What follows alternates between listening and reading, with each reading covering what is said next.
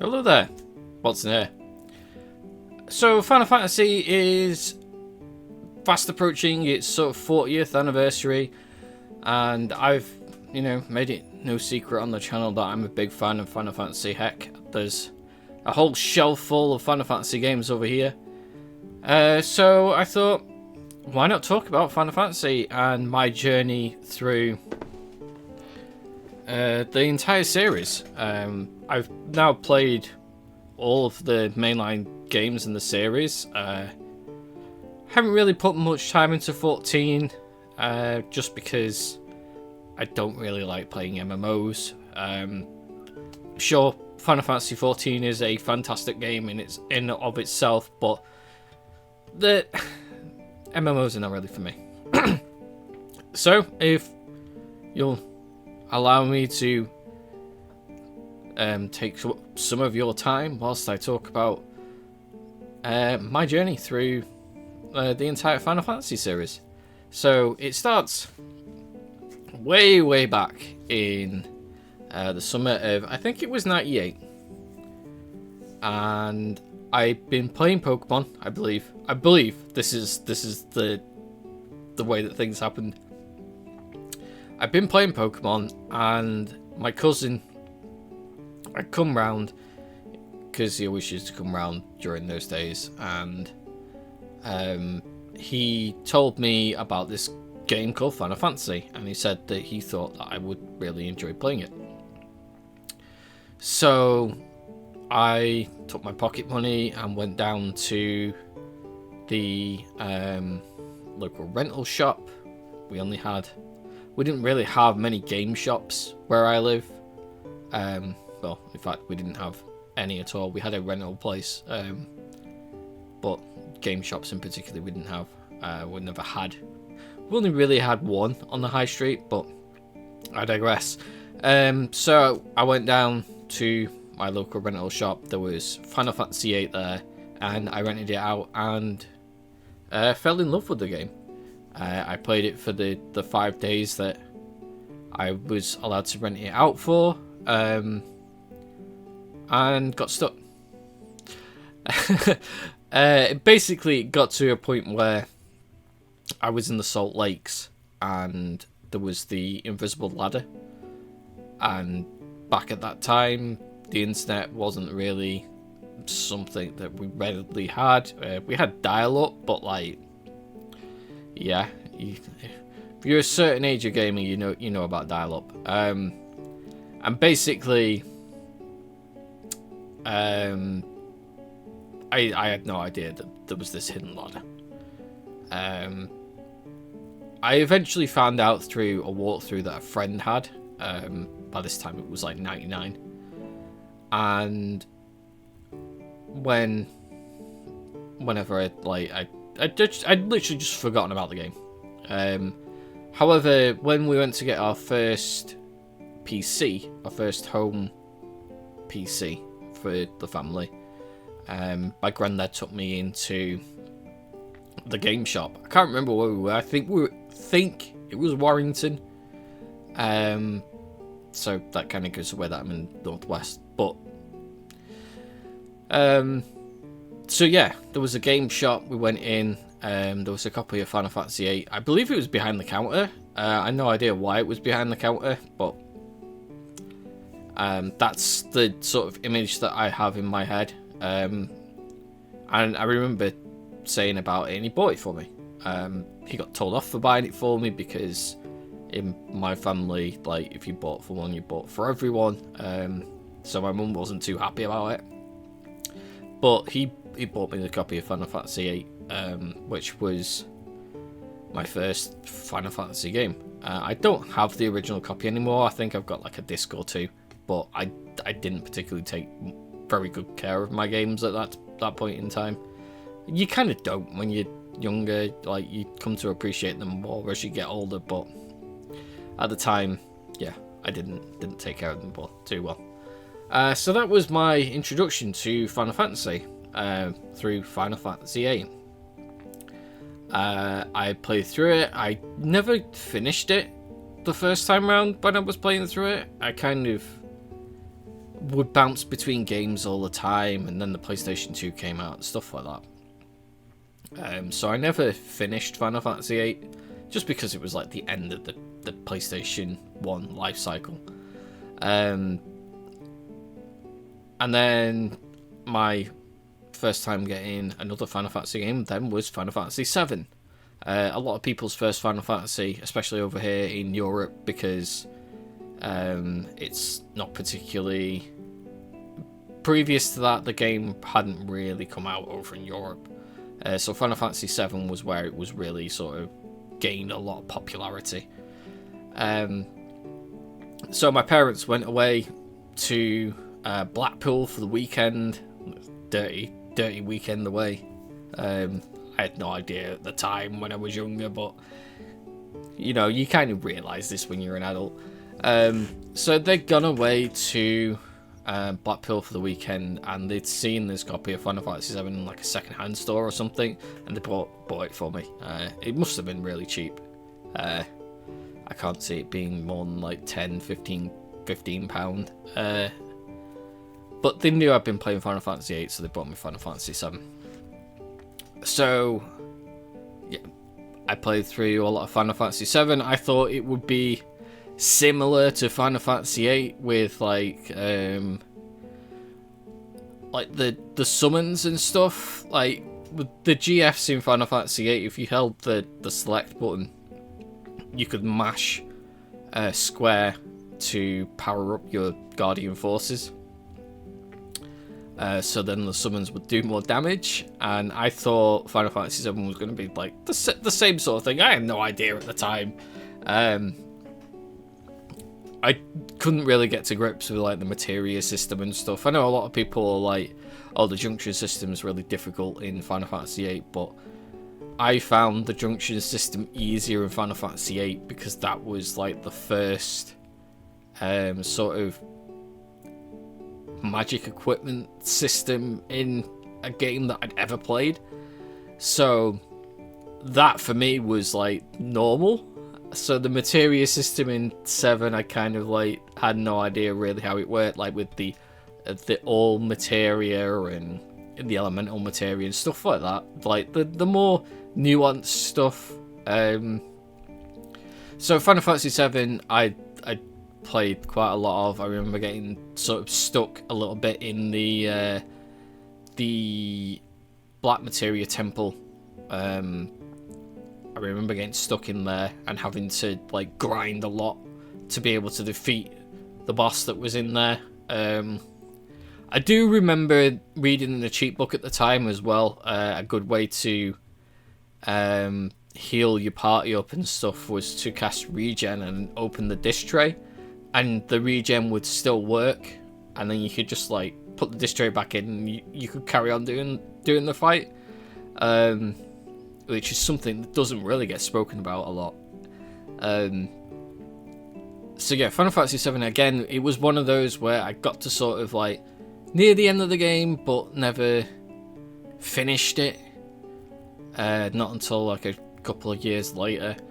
And then from Final Fantasy VII, I went through a period of time where I would download ROMs and emulators. A friend at school was kind of a little bit more tech savvy than the rest of us, and he knew about emulators and ROMs and stuff like that, and he taught us about them like in high school, told us all about it, like, and it was from there I downloaded Final Fantasy IV, which was Final Fantasy 2 over here, Final Fantasy 3, which was Final Fantasy 6. I had no idea at this point that this was like 2 and 3, so finding out that was 4 and 6 was like, what? That was like a couple of years later. I also downloaded Chrono Trigger as well. Chrono Trigger is a game that until the DS and the Windows version on Steam didn't get a release over here. It wasn't on the wasn't on the SNES, it wasn't on the PS1, which is kind of a bit of a bummer, because Chrono Trigger is a fantastic game and really needs to have a modern remaster or a port or a remake or something on modern consoles. It's really a game that just deserves it. But yeah, I play Final Fantasy IV and I play Final Fantasy VI. Now, I think Final Fantasy IV might have been the first Final Fantasy I finished. Final Fantasy IV is a lot easier than other games. There's less mechanics and stuff to the game, so it's a lot easier to kind of get to grips with how to do it. Plus, the emulator that I was using at the time had a turbo function, so it was quicker to like level up and whatnot. So I think that was the first Final Fantasy that I ever finished. So yeah, that was kind of the emulator era. I played 4, I played 6, and then I did try to play 5 a little bit. I remember grinding out all of the job points for all of the jobs at one point, but I never finished it. I only got like maybe halfway through.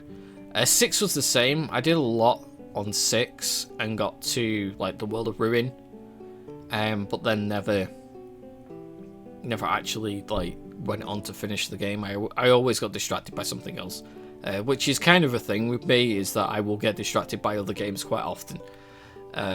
Not so much these days. These days I kind of, because I record a lot of my playthroughs for YouTube, I don't particularly get distracted as much anymore. I kind of make sure that I stick to completing what it is that I'm doing, so that the Let's Play goes up on YouTube. So from there, the next Final Fantasy game that I played was Final Fantasy IX.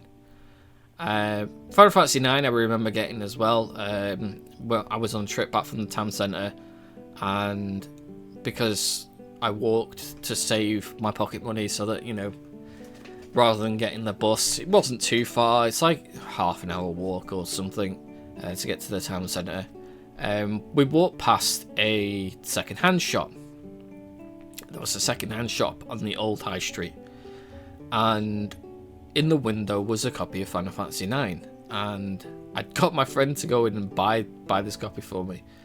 So yeah, that I then played Final Fantasy IX a lot, which this is one of those things as well that is kind of a younger me thing, is that when I was playing Final Fantasy IX, I had rented it out previous to buying a copy, so I kind of knew what the game was about. But did I rent it out? Might have actually been, I borrowed a copied version from a friend, and it didn't work past the Evil Forest. So I'd done the Evil Forest bit like loads of times, but it wouldn't ever load past the Evil Forest. And then I think I rented it out when the game shop eventually got a copy. And then from there I'd found like this second-hand copy, really cheap, could buy it with my pocket money. So yeah, Final Fantasy IX is one of those where for many years I didn't enjoy the game because for whatever reason, and I don't know why, my copy of the game, the save file would corrupt like constantly. Every time I'd play the game, I'd have to literally fill the memory card up with save files in the hope that one of them wouldn't corrupt, and I have no idea why the save files would always corrupt. But that was just one of those things. I did eventually finish it by doing that method, but that was like, it was well into PS2 era by the time I'd finished it. And then the last game that I played on the PlayStation 1 was Final Fantasy VI. Again, we got a separate release for Final Fantasy VI over here in Europe. and it came with a Final Fantasy X demo. Now, we were really hyped for Final Fantasy X back in high school. I think this was like the summer of 2000 by this point. I was in year 10, so it'd have been like 2001 maybe. We were talking about it all the time. Like, we'd seen all these images in like the PlayStation magazines, and there was the demo that you got with Final Fantasy VI, so I got a copy of Final Fantasy VI so I could play the demo, and I played the demo to death. And then it got to, I believe it came out in the May. It came out a week before I went on holiday. I'd saved up pocket money, obviously, and then it came out like the week before I'd gone on holiday, and I was like, I wanted this game. I had to have this game. And my mum eventually caved in and let me buy it. The pocket money was supposed to be for the holiday, but she let me buy it, and I played it quite a lot before I got on holiday. I got to a point where I was facing Evray Atlanta. It was basically you're on the airship, on Sid's airship for the first time, and you're trying to get into Bavel, and there's the big dragon thing that attacks I think it's Evray something or other. But yeah, I got to that point and I was severely underleveled and absolutely couldn't beat this boss. I know it's one of the more difficult bosses in the game now, but didn't know that at the time. So when I came back off holiday, I kind of like grinded out until I managed to defeat it.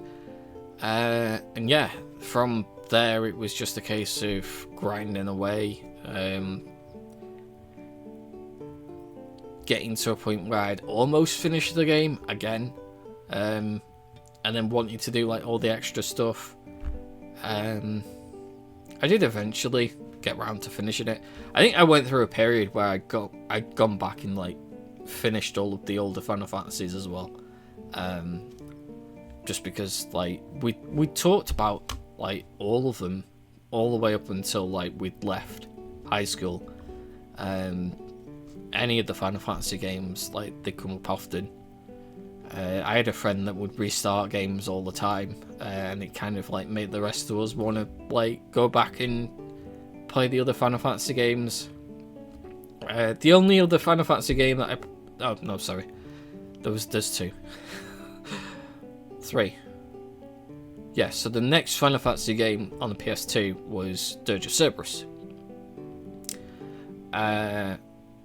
Dirge of Cerberus is one of those that is like mostly hated in the Final Fantasy community. I enjoyed playing it for what it was. You know, it's a third-person shooter rather than it being strictly an RPG. But I never thought playing it was, when I did, it was bad. Like, I enjoyed the fact that it continued on the lore of Final Fantasy VII, and it was like a sequel that we'd never really gotten before up until that point, other than like 10.2, which I think Dirge of Cerberus came out before 10.2. It might have been around about the same time. So yeah, speaking of 10.2, so 10.2, my first time with that was a friend of mine at the time. When I was in college, he had a job, and I used to always go around his house at the weekend. It basically, like, Saturday morning or whatever, he was doing tax collecting at the time, and he would come around my house on a Saturday morning. We'd go around, he'd do his job, hand in the money at the end of the day, he'd get paid. We'd go down to, by then we had a game shop on the high street. I can't remember what it was called, but basically there was this game shop on the high street that I can't remember what it was called at all. we'd go in there and he'd buy a bunch of games, and Final Fantasy X-2 was one of the ones that he bought one weekend, so I ended up watching him play most of the game over that weekend. I remember at one point, like, completely and utterly, like, falling unconscious, I guess. I don't ever remember falling asleep one night when he was playing Blitzball. Blitzball was very different for 10-2. But yeah, I remember waking up the next morning and him still be playing Blitzball, and it was just like, whoa, what happened? But yeah, we kind of took the piss out of Final Fantasy X-2 a little bit, because it was like, the language that was used was a bit dodgy for teenage lads. Like, it wasn't so much that you just got, like, you didn't just get a potion or get a high potion, you scored a potion and you scored a high potion, and it was just like stuff like that. I don't think that nowadays, but I obviously did at the time. And then by the time I was then working, my first job was when Final Fantasy XII came out. Final Fantasy XII is a game that I had another very much hate relationship with over the years. Basically, I'd started playing the game. I got guide book for it as well. I put 50 hours into the game, and then came home one night from work and was told not to kill my brother because he'd accidentally deleted the save data.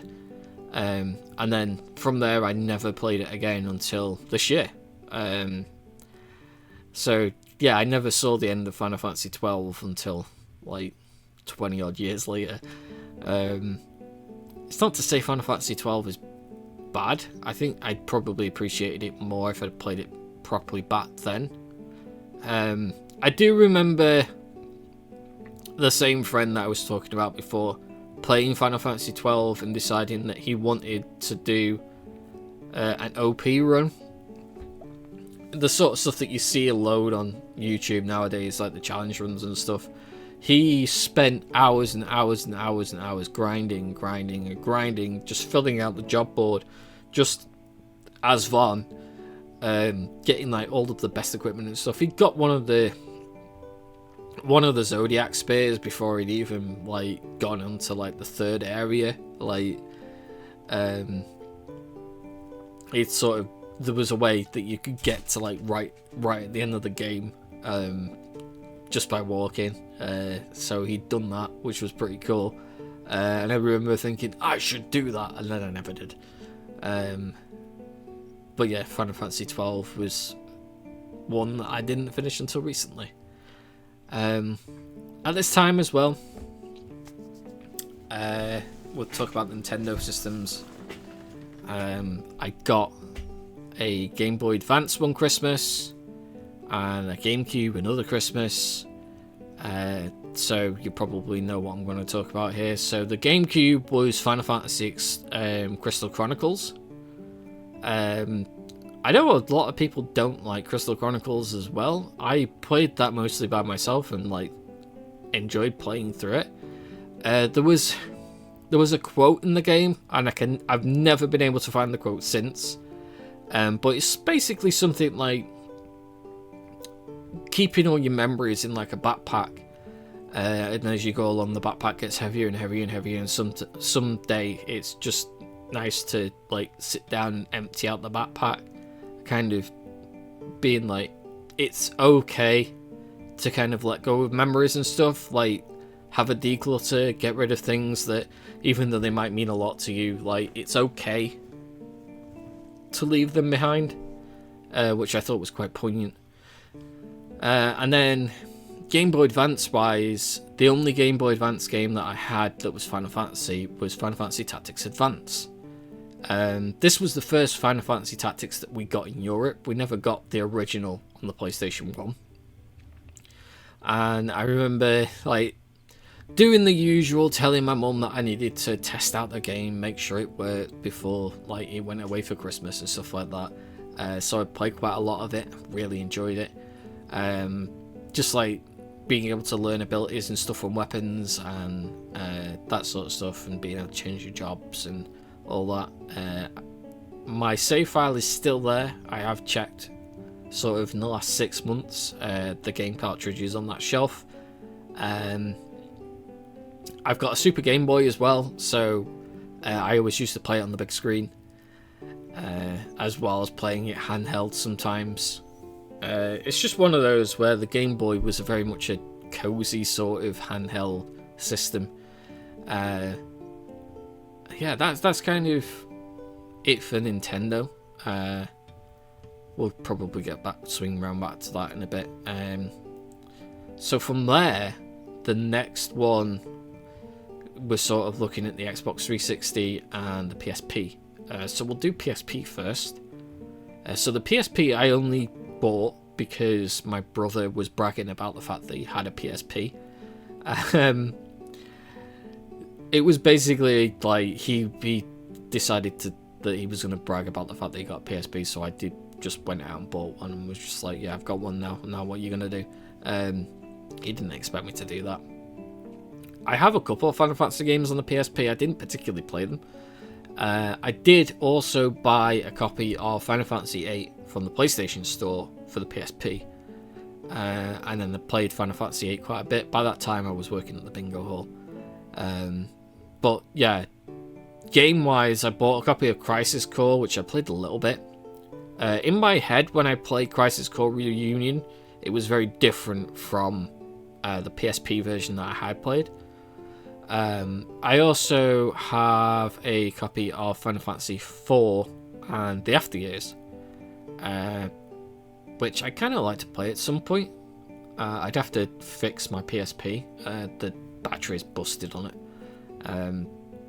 But yeah, I would kind of like to play the Afteryears at some point. That's one of the few sort of main title spin-offs that I've not played. I know it's not particularly very good, but you know,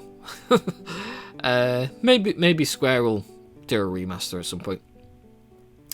But yeah, that's kind of it for the PSP. I didn't particularly play the PSP. And then Xbox 360. So I think Final Fantasy XI was first to come out. I think it came out before Final Fantasy 13. So Final Fantasy XI I bought. I played quite a lot over the first sort of week that I bought it. Played with a group of people, like random people that just like spawned in at the same time as I did on like the same server.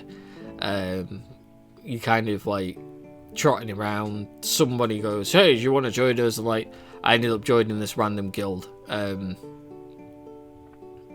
then I also remember helping like this newbie that had started, who I ended up adding on Xbox. I've still got him added on Xbox. I don't know whether he still plays or not. But yeah, I ended up like buying him like his first set of armor and stuff because it was cheap at the time. Just kind of paying it forward, as you kind of do with MMOs. Like you kind of go, well, I'm going to help you out. And then a lot of the people that I'd been playing with at the time dropped the game. It's one of those. It's unfortunate. It happens, especially with MMOs. People start playing it, and then after a week or so, they drop off. So I kind of stopped playing it for a year, and then I bought a copy of it for my friend for his birthday. And then I jumped back in myself. And it turned out one of the guys had started playing again sort of a week or so after I'd finished playing originally. So I played it with a friend like whenever he came online, which wasn't particularly often. He decided that when he was naming his character, he literally picked up a bottle of cough medicine and looked up, I think it was cough medicine, looked up the ingredients, and one of the ingredients was Carmel. So he decided to call his character Carmel. Random things that you remember, some 20 years ago. This was around the time as well that they changed the level up system as well, so that it would basically make your level the same as like the lowest party member, but you keep your stats or something like that. So people would grind the levels that way. I think I'm remembering that correct. And then I played. I got the Dark Knight job, and I paired it up with a monk. I think that was my second highest job level, and I got to a point where I had to do the level cap quests. Unfortunately for me at that time, Fallout 3 launched on the Xbox, and I got it for Christmas, and yeah, that was the last time I played Final Fantasy 11. I never went back to it after that. So the next game after that was Final Fantasy 13 and the 13 trilogy. So 13, I kind of played through and was kind of like, yeah, that was a game. The thing with 13 was that it kind of stopped you from over grinding, which was kind of like a thing that I'd done in previous Final Fantasy games, was like make sure that my characters were powerful enough to get through certain things. After playing Final Fantasy 8 originally and getting to a point where I was completely under level for where I was, and then not able to turn back, I over leveled in every RPG since then. And not being able to do that in Final Fantasy 13 was kind of like, hang on a minute. So yeah, 13, it was okay. It's very much one of those where if you're a fan of it, if you played it as your first game, then it's amazing, it's great. The graphics are phenomenal. It plays well. Like it's a good game for what it is. It just never resonated with me in the same way that it does for other people, which, you know, is fine. You can't like every game every time. And then from there, the next game that came out was 13-2. 13-2 I thoroughly enjoyed. I'm not entirely 100% certain why. I think some of it is because it's a time travel story, and I am a sucker for a time travel narrative in a game, or any movie or whatever. So I enjoyed the story for Final Fantasy 13-2, and the fact that you could there wasn't really a cap to leveling up, stuff like that, also helped. And then the next one after that was Lightning Returns, and Lightning Returns is my least favourite Final Fantasy game of all time. I absolutely hated my entire time with it. I'm not entirely 100% certain why, because I don't remember most of the game now, because it was 20 years ago. But I just remember it being like slow and boring and not enjoying my time with it. And with games you kind of need to enjoy them, and it was very different combat wise to any other Final Fantasy game at that point. So yeah, it was kind of like not really for me. I get that people enjoy the Lightning Returns trilogy. No knock on that. They are good games for what they are. But for me, like, the trilogy is kind of just like not anywhere near some of the older titles. That's like me personally.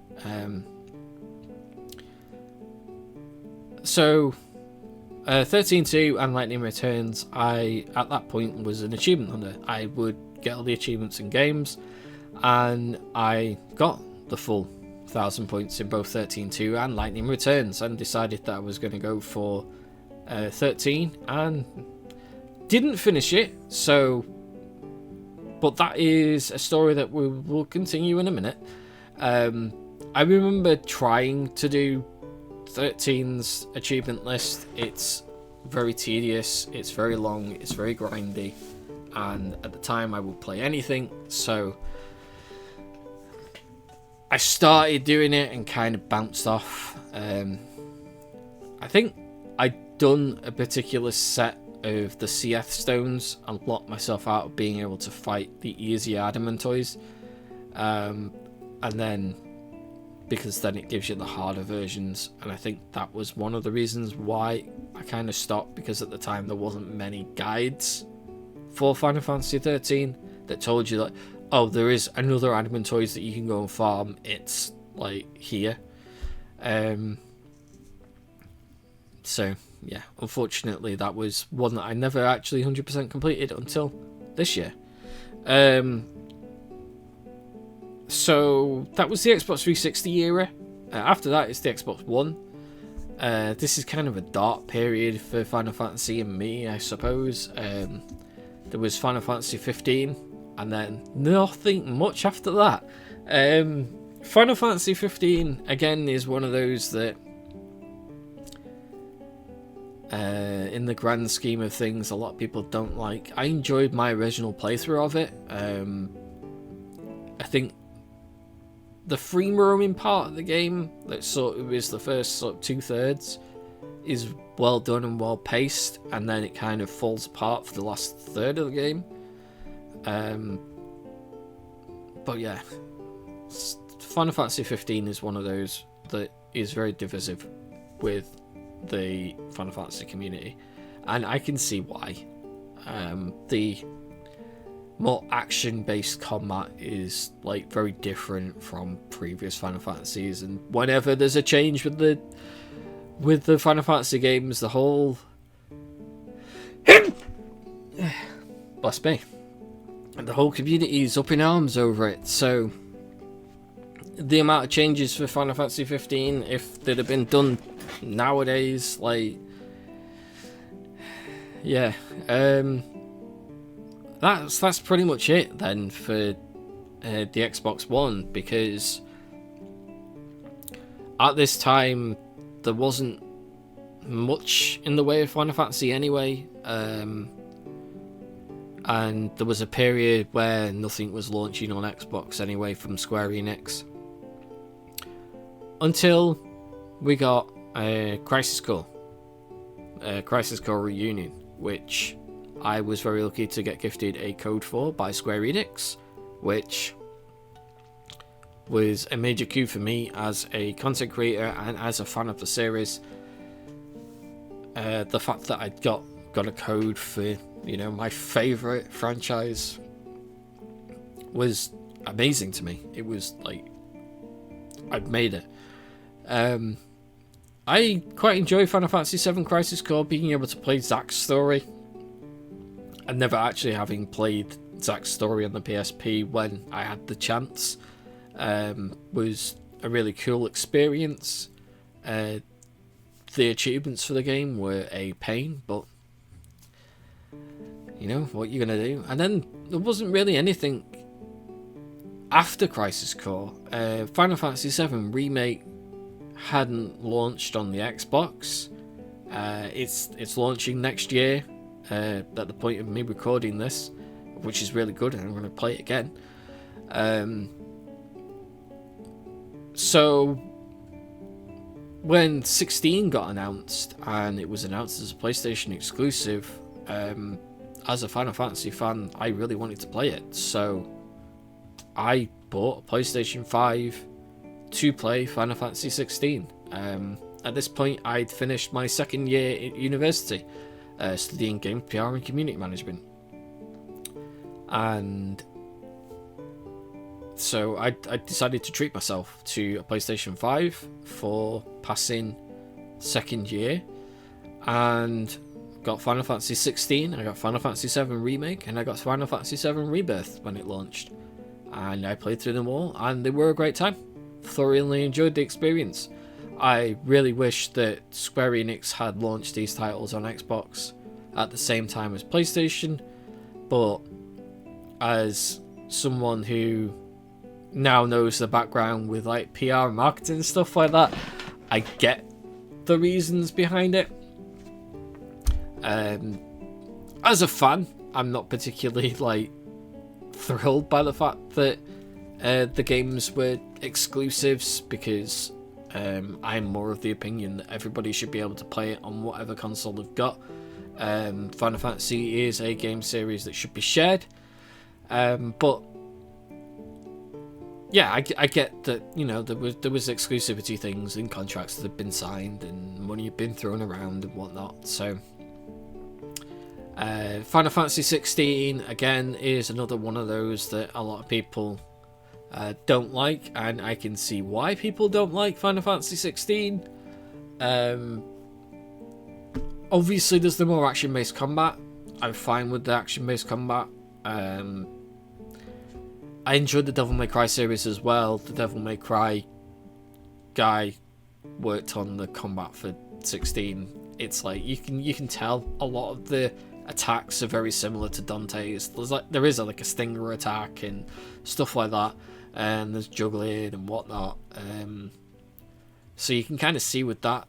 The thing with Final Fantasy 16 that really lets the game down is that there are various different mechanics and stuff that you kind of get used to in a Final Fantasy game that just aren't there. So you've got elemental attacks in the game, but there's not really a, oh yeah, you can't use fire against a bomb. You can't use ice against an ice monster. You could still use those attacks. So there's not really any punishment or anything for using elemental attacks against certain things, and there's not really much in the way of a reward for using the right attacks either. And then the side quests are all very much a lot of talking, go and kill this one thing or collect these things, and then come back and there's more talking. That's pretty much all the side quests apart from the hunts, which is... This is a main thing with Final Fantasy games, in that from 12, a lot of the side quests suddenly become linked around hunts, rather than them being like part of like an extra bit of the story. Stuff like in Final Fantasy VIII, where you search for the alien poo-poo, and there was like little bits of hidden lore that you could follow, or there was like the stones that you could get for the Norgs, or even like getting Odin and stuff like that. So like in previous Final Fantasy games, there was those sorts of side quests which had not too much talking to them. It was, you go off, you do this little thing in this neat little side area, and it add to the game and add to the lore. And you kind of had to puzzle things out, think about it, try and figure out how to do it. Stuff like the card games, or the Gold Saucer, or Chocobo Hot and Cold in Final Fantasy 9. And then like even 10, you've got like Blitzball, you've got Chocobo Racing, that sort of stuff. It all kind of stops at 12. From 12, you kind of got like, you got your hunts. And then 13, again, the Seath Stones, there's more hunts. And 15, there's more hunts. And 16, it's hunts. And it's like, all I'm doing is going and killing a monster, and that's it. Like, we need more than that. Which Final Fantasy VII Rebirth kind of brought back, which is fantastic. I get that there is a lot of people that argue that there is too many minigames now, but I'd rather there be too many of those weird little mechanical minigames than none. There does kind of need to be a balance, but I'm sure the guys at Square Enix will eventually figure that out. But speaking of Final Fantasy VII Rebirth, I held off for Final Fantasy VII Remake. I could have at any point bought a PlayStation 4 or a PlayStation 5 and played Final Fantasy VII Remake. I held off for that game for so long because I really, really wanted to play it on Xbox. As I said, I'm an achievement hunter on Xbox. Now, Final Fantasy wise, there is only Final Fantasy 11, 14 and 15 that I have not finished, and I'm not doing 11 and 14. 11 you can't do anymore, and 14, as I said at the start, MMOs aren't my thing, so there is only 15 and like the Comrades multiplayer thing, which is separate to do achievement wise. So when Final Fantasy VII Remake was announced, and there was these rumblings that it was going to be on Xbox in a year, I waited. Happily waited. I was like, you know what? It's a year. I can wait. It's fine. And then the year passed, and it got added to PS Plus or whatever, and it was like, oh, there's an extra 6 months. And then it came out on Epic, and it was like, there's another 6 months worth of exclusivity. And then it came out on Steam, and it was like, oh yeah, no, it's still not coming. And by that time, it was like 4 or 5 years since well, 4 years since it come out, and I was like, you know what, I've got PlayStation 5, I'm going to see about getting a copy of Final Fantasy VII Remake. And I bought a copy for, I think it was £25 or something, really cheap. Like, for that sort of game, I'd have happily played full price for it when it came out, and pardon me, I ended up paying, you know, £25 for it. Playing through that game, oh my god, the goosebumps that I got just playing through and hearing the music again, since like the original, playing the original like 25-30 years ago. Like, I was so happy. I must have had a smile on my face the entire time, replaying through that. I know a lot of people don't like it because it's more action based rather than it being a turn based, but like, I'm fine with whatever combat I get given, you know, as long as it works. But yeah, just seeing Midgar in full 3D, going to certain places as well, like Aerith's house. I remember watching a friend, she got a code for it from Square Enix to play it. This was back on Mixer. This was the first time she'd ever played a Final Fantasy game.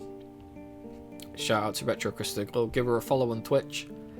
This is the first time she'd ever played a Final Fantasy game, and I remember watching her play it and being like, "Wow, this looks so good!" And just like getting to Aerith's house and seeing Aerith's house compared to what it was on the PlayStation 1, and having, like, I'd literally got images of both and put them side by side in the Discord, and was like, this is what I meant on stream, when you're in that area and it looks so different. Like, playing that for myself on the PlayStation 5,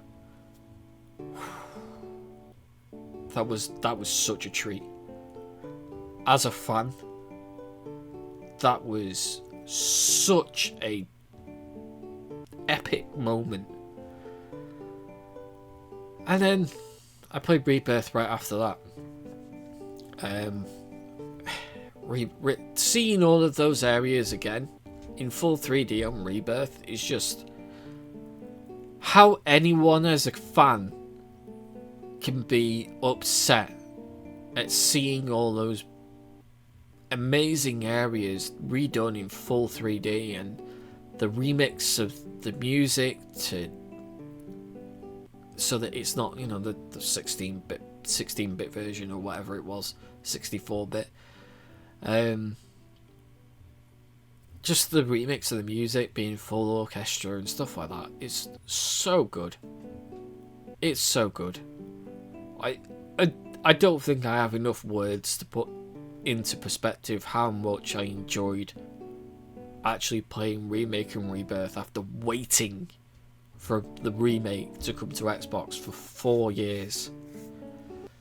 And then after that, we've got Stranger of Paradise. I think Stranger of Paradise I played before these, but Stranger of Paradise is a weird one. It's kind of Souls-like, I guess. It is made by Team Ninja, so it kind of leans on that Souls-like-esque sort of vibe. It's an interesting one because I don't like Souls-like games, personally, and I really enjoyed playing Stranger of Paradise. Yes, the story's really cringy, especially most of the dialogue, but being able to play that game and 100% it, and 100% all of the DLC as well, was such a great moment for me as a gamer. I actually have guides as well for the build that I used to be able to finish the labyrinth, because the labyrinth is like really difficult to do. Yeah, Stranger Paradise is a weird one, just because like of the story and stuff, which it's kind of a prelude to Final Fantasy 1, so it's like before Final Fantasy, which is a really cool concept, and I do hope that they do more of them in the future, and kind of build on that. They kind of teased it a little bit with one of the DLCs because the Emperor from Final Fantasy 2 shows up. But yeah, I do hope that in the future they do revisit sort of that style of game with different bad guys, I guess. Maybe Sephiroth. That'd be quite cool. But yeah, and then we have the latest of my Final Fantasy games, I guess. The Pixel Remaster. So the Pixel Remaster came out on... it came out on the PlayStation and came out on the Switch, and it was like a while before it came out on Xbox, so obviously I waited for it to come out on Xbox. I played most of them like before anyway, so I was fine with waiting. And then I began a journey of playing through the Pixel Remasters on Xbox. It was the first time I played 1, it was the first time I played 2, it was the first time I played 3. You can see how far the franchise has come with playing 1. Playing Final Fantasy 1 is like, it's bare bones and really bare bones story, but it has its own like vibe to it, which is really cool. And then Final Fantasy 2, they kind of changed it up a bit. I know a lot of people don't like Final Fantasy 2 as well. I think the story was pretty cool for Final Fantasy 2, especially with the fact that they'd gone from Final Fantasy 1 not having names for any of the characters to 2 having these set characters. These are set roles that you're playing, and kind of like the epitome of a JRPG. This is the role that you've got, this is the role that you're playing, this is the character's name, which you kind of don't see again until a lot later. And then Final Fantasy 3, you've got like the Onion Knights and stuff, and the way that they learn abilities is through the job system, which then gets repeated in various different games over the years, like 5, 10-2, Stranger of Paradise, Final Fantasy Tactics. I need to talk about that. So yeah, so replaying those 3, well, playing those 3 for the first time ever, and then there was 4 I played again. I'd already finished that, and then 5, I'd only ever got halfway through, and I played through 5, finished it, got all the achievements, and then 6 as well. I hadn't ever finished that. I got to a point where I got most of the characters picked up, and I was like grinding to level up so that I could finish the game, and then never finished it. So I finished 6 for the first time as well. Although I'd finished 6 for the first time on PC. That was another game that I got a code. I'd Steam version. Cool when that originally came out on Steam. I completely forgotten about that actually. So yeah, I guess Final Fantasy game that I got a code for. And yeah, the latest Final I also forgot about was Mastered. There is a video goes. I suppose there'll be a review for Final Fantasy Tactics. This will go up like a week after that. Final Fantasy Tactics was.